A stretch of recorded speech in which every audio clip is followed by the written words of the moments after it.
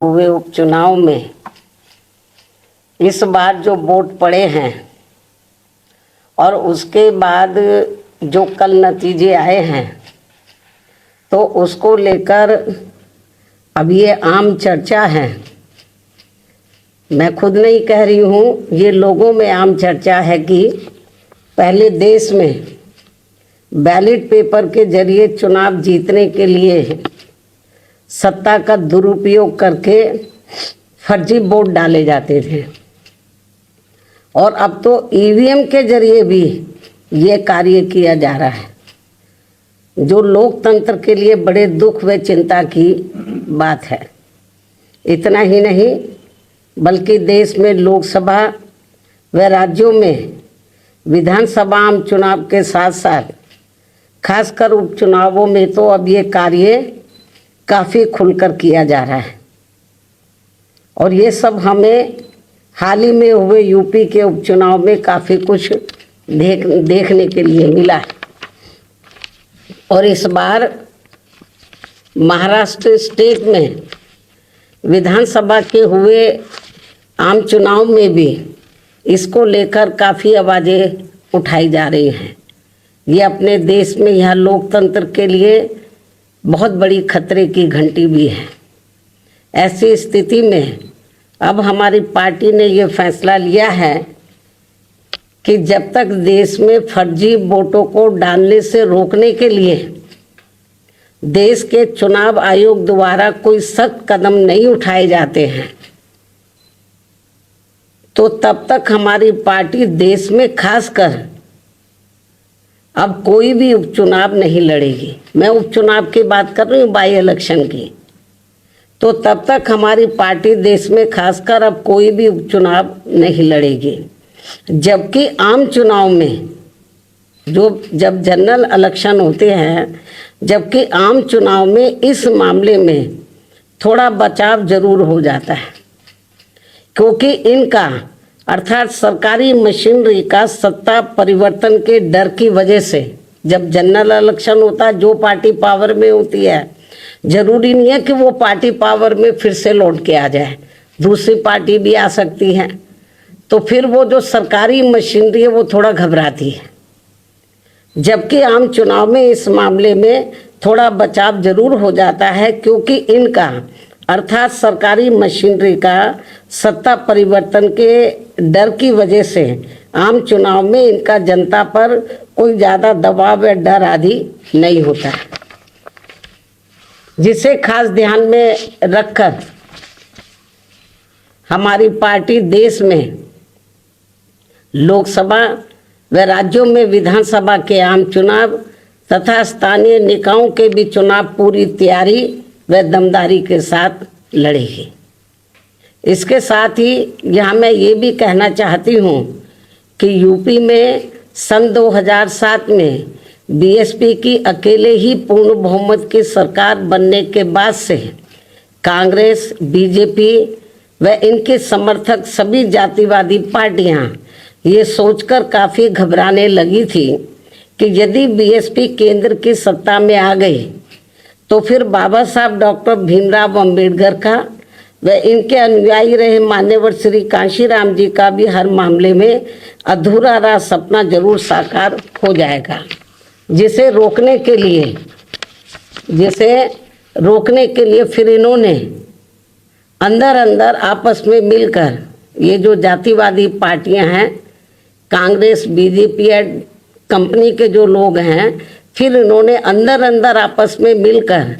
वे पर्दे के पीछे से खासकर दलित समाज में से बिकाऊ व स्वार्थी किस्म के लोगों के जरिए अब इन्होंने अनेकों पार्टियां बनवा दी है सन 2007 के बाद से, जिनको चलाने व चुनाव लड़ाने आदि पर पूरा धन इन्हीं पार्टियों का लगता है। तभी ये पार्टियां कई कई दर्जन गाड़ियों को साथ में लेकर चलती हैं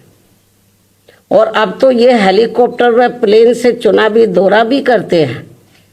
ऐसी लोगों में ये आम चर्चा है। जबकि हमारी पार्टी बीएसपी इसके लिए पार्टी के लोगों से बीएसपी सदस्यता आदि के जरिए अपना खर्चा खुद उठाती है यहाँ ये भी गंभीरता से सोचने की बात है। और इतना ही नहीं, बल्कि फिर ये विरोधी पार्टियां अपने राजनीतिक लाभ के लिए उनके हिसाब से उनसे उम्मीदवार खड़े करवा के अब बीएसपी को कमज़ोर करने में लगी हैं। इसके साथ ही अब तो इन बिकाऊ व स्वार्थियों को मजबूती देने के लिए अब ये विरोधी पार्टियां अपना खुद का भी वोट ट्रांसफ़र करवा के इनके हर राज्य में 1-2 MP व MLA भी जितवा कर भेज रही है। इसलिए ऐसे सभी बिकाऊ व स्वार्थियों की पार्टियों को अब अपने भोले भाले दलितों, आदिवासियों, अन्य पिछड़े वर्गों व अक़लियतों को भी अपना एक भी वोट देकर खराब नहीं करना है। ये सब हमें अभी हाल ही में हरियाणा, महाराष्ट्र, झारखंड के हुए विधानसभा आम चुनाव के साथ साथ यहाँ उत्तर प्रदेश में भी 9 विधानसभा की सीटों पर हुए उपचुनाव में काफ़ी कुछ देखने के लिए मिला है। ऐसे में अब इन सभी वर्गों के लोगों को इन्हें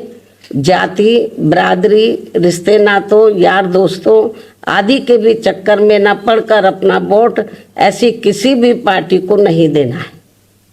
बल्कि अपनी एकमात्र हितैषी पार्टी बीएसपी को ही अपना वोट देना है, जिसकी नीतियों व कार्यशैली को इन्होंने यूपी में, यानी कि जो वीकर सेक्शन के लोग हैं, इन्होंने यूपी में बीएसपी के, वैसे तो सर समाज के लोगों ने आजमाया है, इन्होंने यूपी में बीएसपी के नेतृत्व में 4 बार बनी सरकार में भी काफ़ी कुछ आजमाया है। इसके साथ साथ इन सभी वर्गों के लोग अब पुनः सत्ता में आने के लिए विरोधी पार्टियों की इन सभी साजिशों से हमेशा सावधान रहना है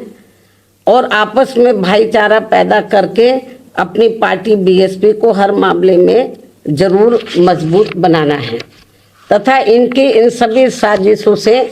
ये लोग हमेशा सावधान भी रहें। वर्तमान में समय की यही मांग है और सर्वजन हिताय व सर्वजन सुखाय के लिए इसकी ये खास ज़रूरत भी है। और अब मैं विरोधियों की इन सभी साजिशों के बीच